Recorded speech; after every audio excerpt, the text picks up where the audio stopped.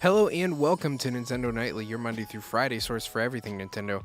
My name is Michael Cottrell, and today on the show I just want to talk about the end of Miitomo.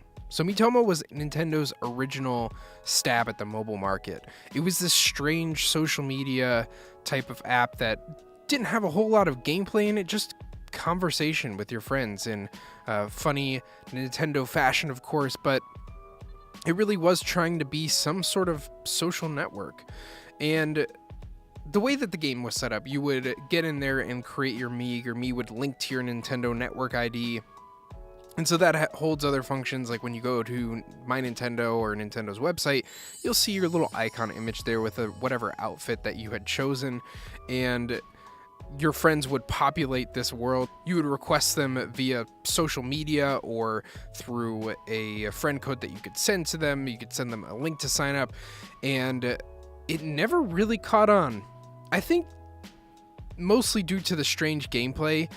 What you would do is you would get into Miitomo and you would earn currency by answering questions. These questions would be shown to other characters and you could respond or like or comment, all that fun stuff, but inside of the scope of Miitomo. You could pose your little Mii characters in certain situations, which was really fun at the time. You can find, if you dig up on the internet, there's a ton of stuff that's, people did funny pictures of Donald Trump during the presidential campaign. People did all sorts of mock-ups with clashing the Mii characters with reality, because you could take a picture with your phone and then put your Mii characters inside of it. I actually used it to make a logo for an old Nintendo podcast that I did called We the People. So it's really interesting that they're shutting it down so soon. It's only been a few years, and I guess at this point they just see that their success is in traditional gaming, that the Nintendo Switch is a hit because people who want to play games and not necessarily do social media. But that's really just my take of it. As far as the end of the service goes, we go to Nintendo's website to see what exactly is being discontinued and when. And so Miitomo is going to end service on May the 9th. And they post a little bit of a thank you, saying thanks for playing it, to the 12 people out there who put any money into it. I guess thanks to them too. I never did. I never felt the need to, but they're going to end the service then. And they're offering the same login bonuses and tickets if you still want to get your fix, or if you've never tried the game. I would recommend that you just kind of get in there, because this is the only way that you're ever going to get to experience this. I don't think they're going to put this on an iPhone Classic that they sell 30 years from now. And the weird nature with online connected games like this is that they just vanish. There's no way to even play with a test build of them unless someone does that sort of emulator, which I imagine there's not a whole lot of love for here. But you can play it up until then. They're having a little festival to celebrate the end of the service, and essentially it's not going to remove the app from your phone, but it's going to just kind of lock everything up. You won't be able to use anything on that app because everything was internet based, and so you'll be done. You can transfer your Mii character that you made to your Nintendo account by linking it to Miitomo. That's what I was talking about earlier, where you can see your character on Nintendo's websites and services. That was kind of a cool thing. And any sort of icons in the game won't display after the Miitomo themed icons and clothing items. So that's kind of sad. You can transfer your Mii character, but I think they're just going to do the typical shirt thing. And I'm kind of bummed out about this. I got to say, I haven't used Miitomo in a really long time. So I won't lie about that. I won't, pretend like I was actually up on this, but every once in a while I would revisit it and see if anything happened on it.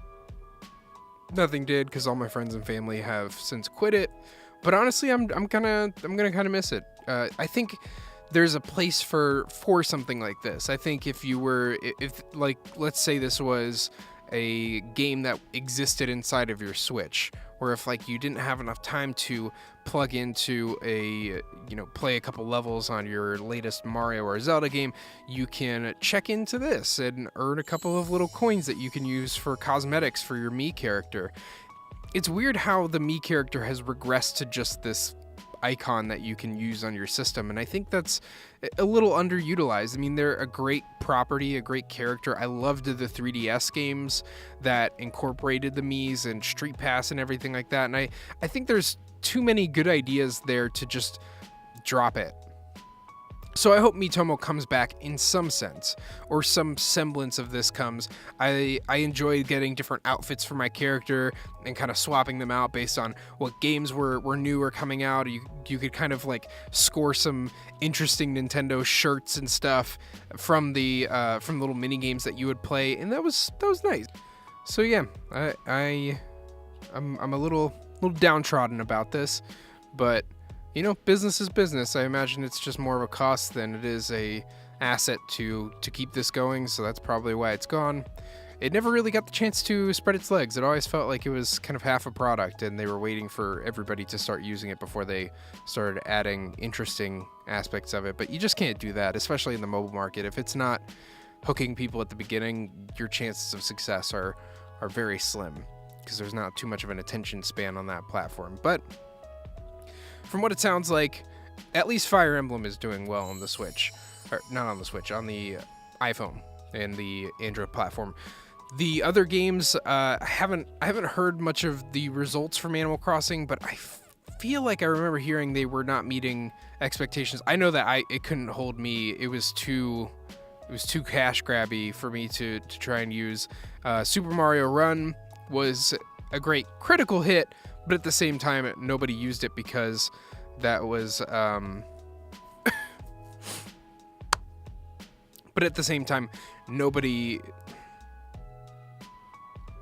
same time, it didn't make anywhere near as much money as Fire Emblem Heroes, because instead of using the predatory behavioral psychology microtransaction system, they just made a good game and sold it for a price.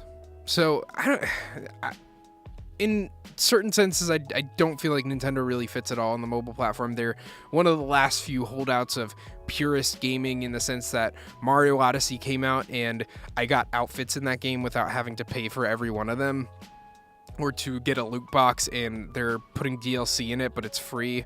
And while Zelda has DLC, it's very tame DLC, where it is just adding content onto the game and not selling horse armor or anything of that nature. So I feel like it's a little bit of a mismatch, because Fire Emblem is totally that game. It's very predatory. If you have a problem with addiction, with collecting, with gambling, then it's going to exploit all of that. And as much as I really enjoyed Fire Emblem Heroes, I've had to step away from it, because you can't really do all that well in that game unless you're willing to pony up a few orbs, and it's constantly pressuring you to start buying some. They'll do these little rotations where, oh, you can get this character, but they're going to be gone in 15 days, so you better start summoning, and you have a 3% chance of summoning them. I remember they did a special event where they raised it to 8%, and that's still crazy. That's crazy that you're going to spend a really premium price on these little orbs that can summon characters, and you got an 8% chance of getting a good one, and 8 divided by however many characters there are in that group to get the one that you actually want. There's no way to just say, I want Ike, let me get Ike, because then they would put a price on Ike and you buy Ike for $2. But if Ike is a part of a random system that you might never get, then you might spend $1,000 and not get the character that you like that poor guy who spent $1,000 trying to get Hector. So yeah, I imagine we'll see more of Nintendo on mobile, but they're probably going to farm out those jobs to their partner DNA, and it's going to be some microtransaction Skinner box traps, and we're going to see less and less of games like Super Mario Run. I mean, if Mario can't be horrendously successful on the iPhone, what could be? I will say, though, that Pokemon Go approaches microtransactions in a very fair way, so just to balance that perspective. In any case, that's all I got for you for Nintendo Nightly. Thank you so much for tuning in. I just hit 100 subscribers on YouTube, and while that is chump change compared to the bigger channels on the platform, it's a cool little milestone to celebrate. So thank you so much for tuning in. Let me know what you think of the show by writing at thebentoblock.com/Nintendo Nightly. And let's chat in the comments. What did you think about Miitomo? Do you want to be friends on it? Chat. Just ride this out together to oblivion. It's just like when Club Penguin closed. Anyway, I'll be back in your feed hopefully tomorrow with some impressions from the new Switch release, Celeste. Very excited to try that out. I'll let you know what I think soon, and have a great night.